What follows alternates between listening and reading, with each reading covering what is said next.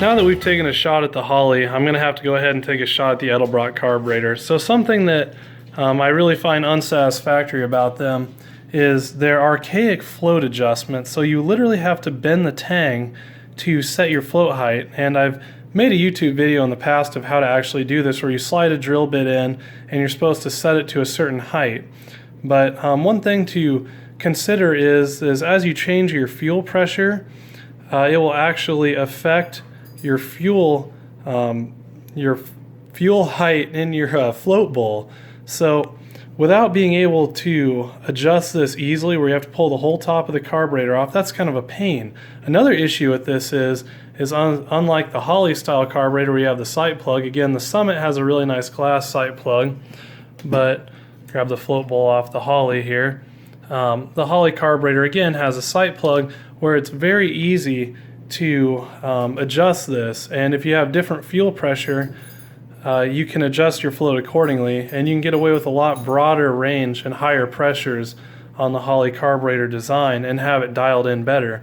Again, that float level is important because it's designed to be at a certain level, and if you have it too high, your jets will come too early in the RPM and it'll be rich and it'll be impossible to tune right.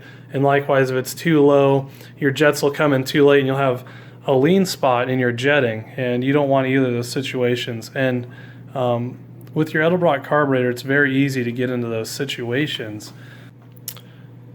But again, we can see in comparison with the Holley and the Holley style carburetor, the float adjustment is very simple. You just simply you want to break this screw loose, pop this nut up, and then you can easily adjust your float height accordingly. It makes getting your float height correct on the Holley carburetor extremely simple, where you just kind of got to trust that you have it set right, and you better have your fuel pressure set right on your Edelbrock carburetor, or else you could have issues there for sure.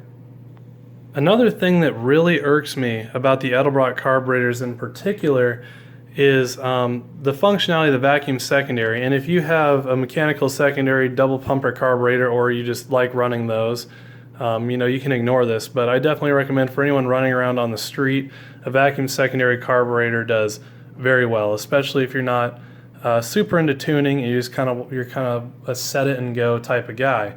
So anyway, the Holley style uses a little diaphragm in here with a spring, and judging by the size of the spring that you put in, it'll determine what vacuum draw on the carburetor it takes to open up your secondaries.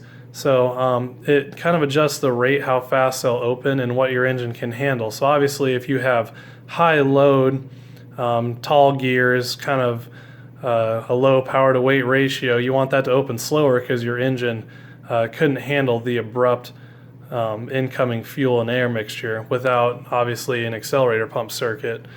Likewise, if you have high power to weight ratio, like a drag car or something, you're going to run a pretty light spring and it'll open that secondary really quick.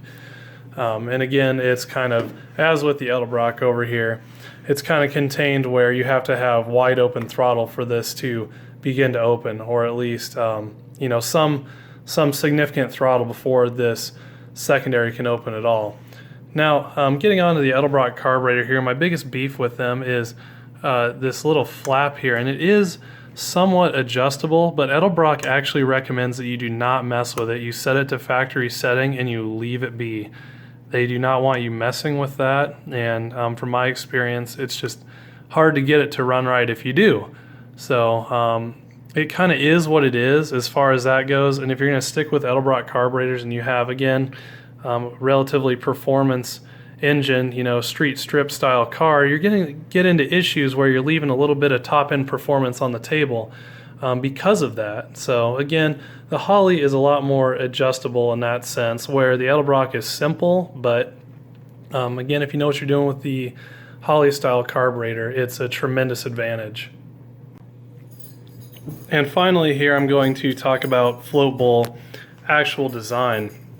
What I really like about the Edelbrock here is it's spaced out and not over the front and back of the engine where it really accumulates a lot of heat. So it kind of protects against that, and that's good. Now, On the other side of the spectrum, you have the Holley carburetor, where the float bowl kind of hangs over the intake manifold, and the ambient temperature that radiates up can get it pretty hot, and it can start to boil your fuel and have percolation issues. Now, you can fix a lot of this by running carburetor spacers, but again, pound for pound, the Edelbrock design is a lot more forgiving with that stuff. Something else here is that the Edelbrock has a one port inlet, so that makes plumbing really simple, where the Holley usually you have to have a fuel rail, and I don't have one sitting here, but you can imagine the fuel rail comes up, comes here, has a port, and you plug into that.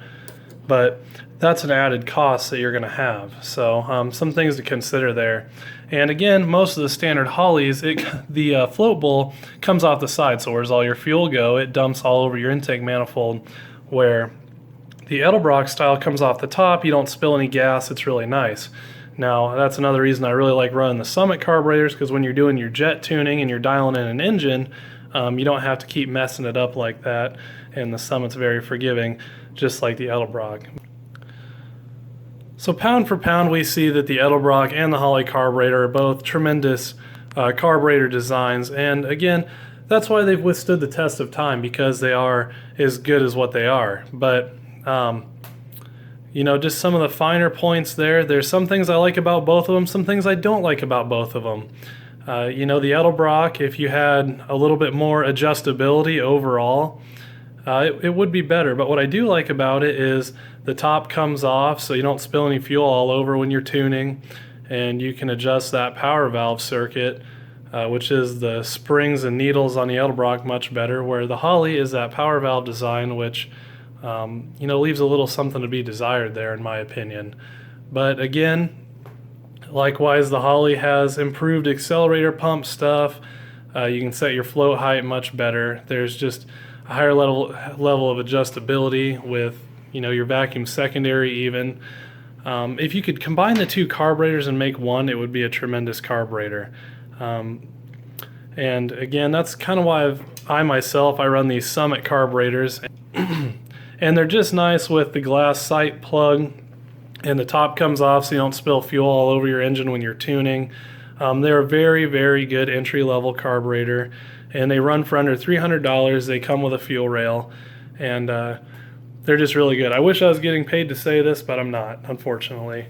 So tremendous carburetor there. But that's kind of my thoughts on both the carburetors, comparing them against each other. If you have anything to add, feel free to throw those down in the comments. Please say things that are constructive. You know, try and keep your fanboy comments to yourself. I sure have tried to, and you know, give an honest comparison. So that's what I've tried to do here, and I hope you learned something and you enjoyed.